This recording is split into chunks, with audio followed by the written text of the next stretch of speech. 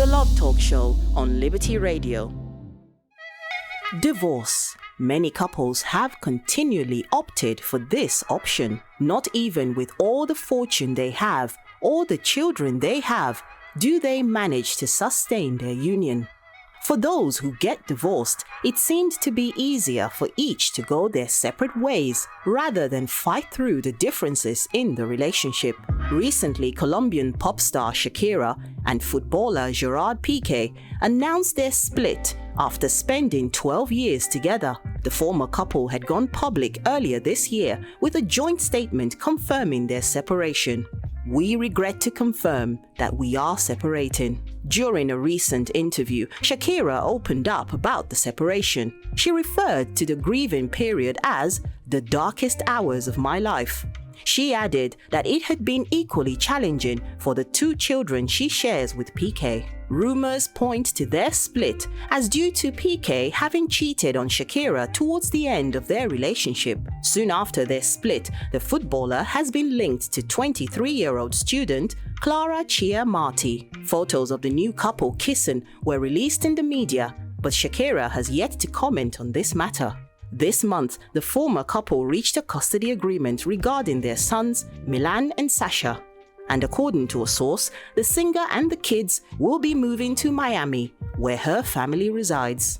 Another couple who followed the same path is well-known actor Jason Momoa, famous for his role in Aquaman, and actress Lisa Bonet. Jason announced their separation after 17 years together with a joint statement on his Instagram.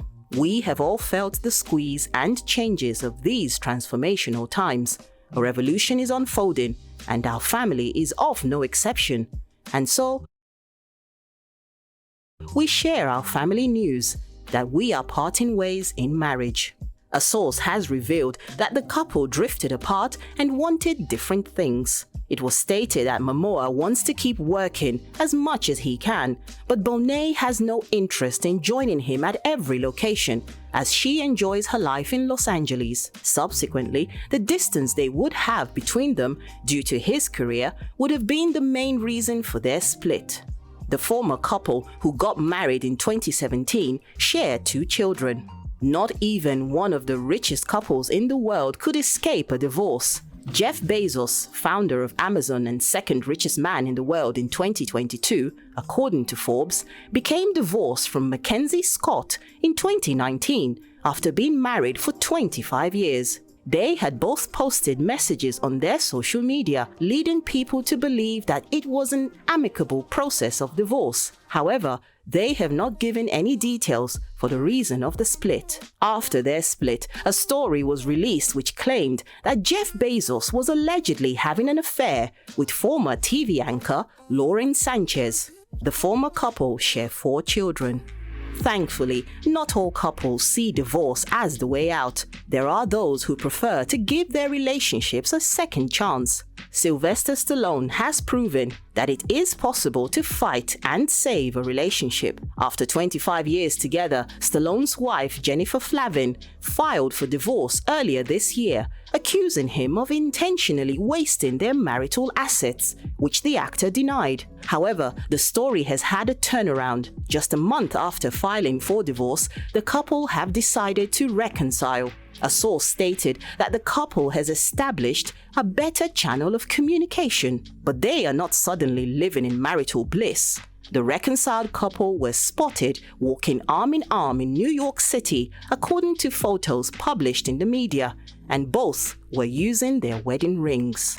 Is divorce really the easiest option? Taking this step carries the weight of having to deal with numerous changes and will often affect the children as well. Divorce should not be a solution when you can apply the efforts needed to resolve the conflicts in your relationship. Mila, you were saying that your father used to speak horrible things about your mother.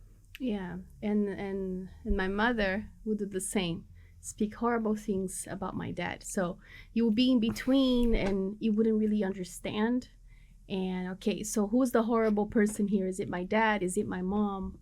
And it's a conflict inside of you, right? And you're small, you don't understand.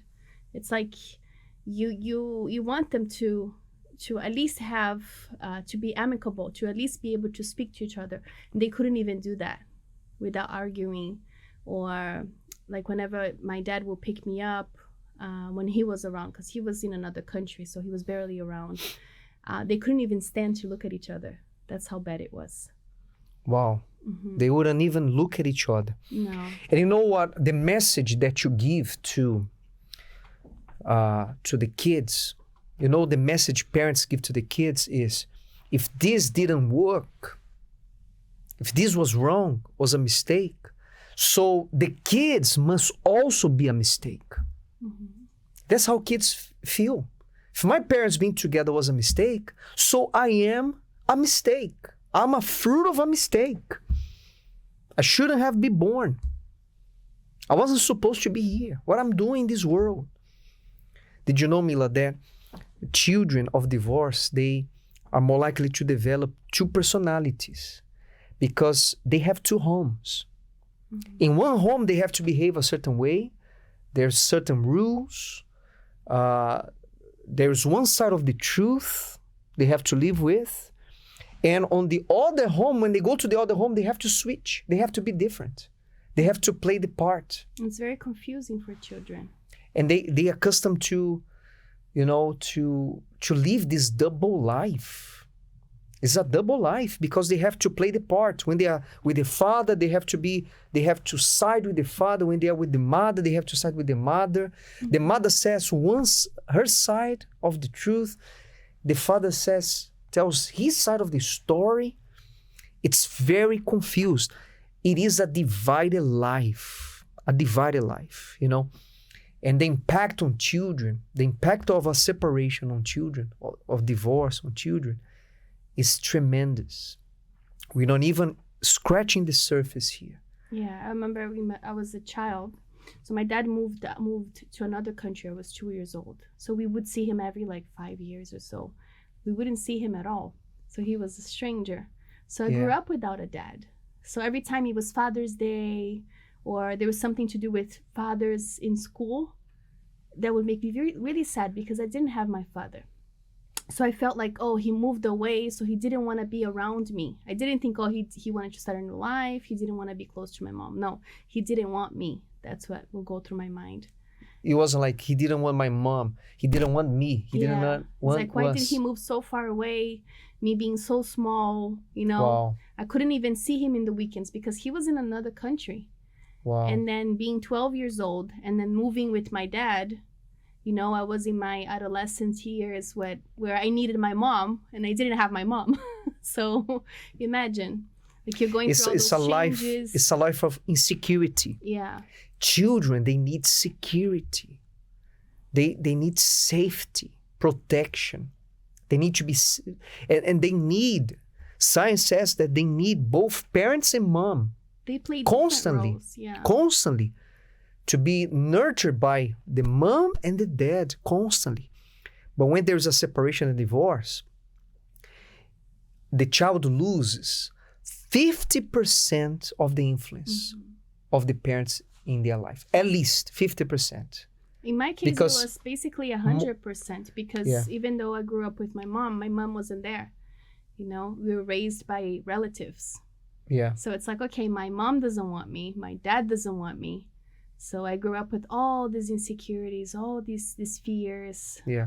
When you are with your father, you need your mom. When you are with your mom, you need your father. But when you don't have neither of them, you have your grandma. It was my grandmother's sisters who raised us. And my mom, she was most of the time she was out. She wasn't really taking care of us. So it's as if we didn't have parents at all. It affects the health of the children. They are more likely to develop diseases. It affects the school grades. Children of divorce, they have less education in average. And they are less successful in life because of that, right?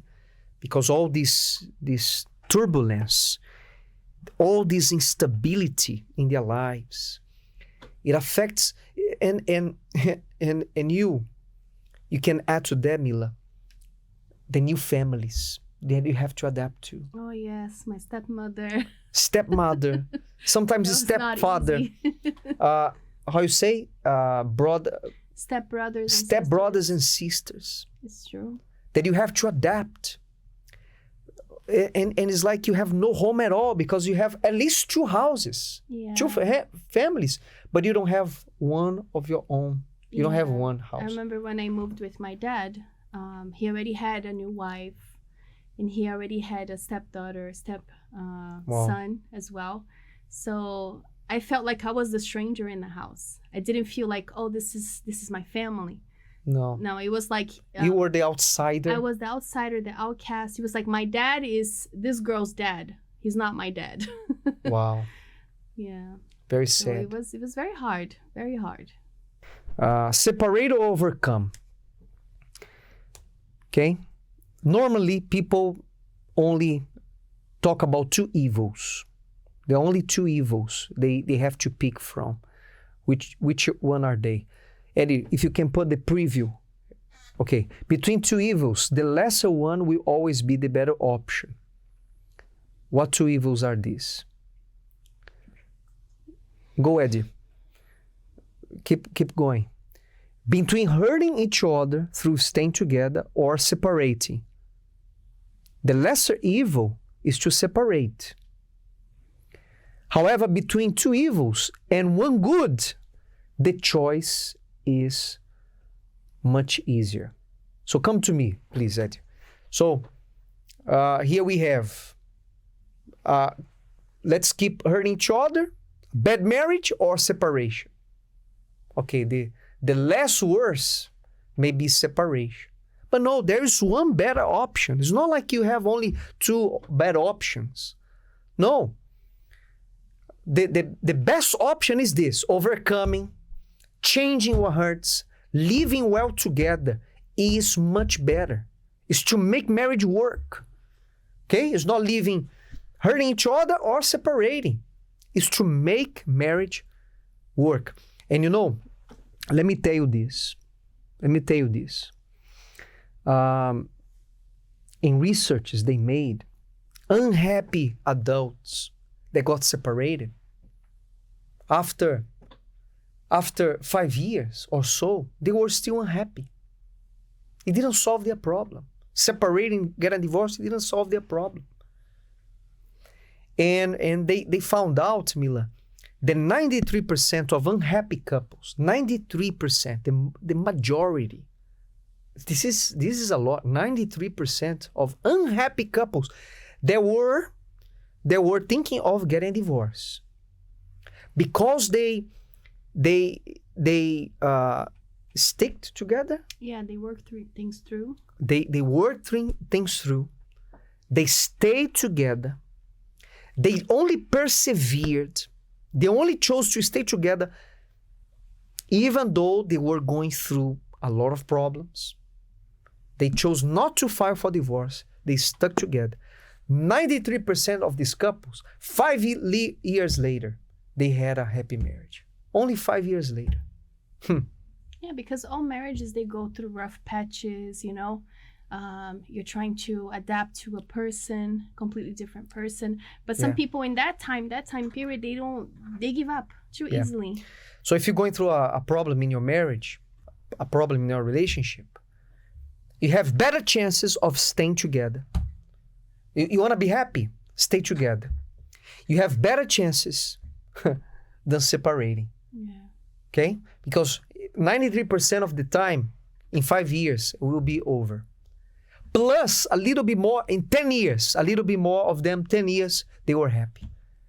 But almost everyone who got a divorce or separation, they were unhappy after these many years. Of course, not if you're going through the 3 A's that we spoke about, right? Abandonment, abuse, what's the other one? Adultery.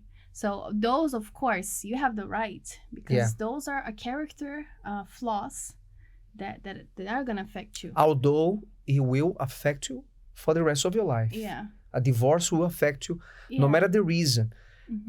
If there is a way to to, if the person is willing, repented. Yeah, of course. We know a lot of cases like that. Yeah. That the person There is a way to forgave fix. the other. As long as both are willing, Yeah.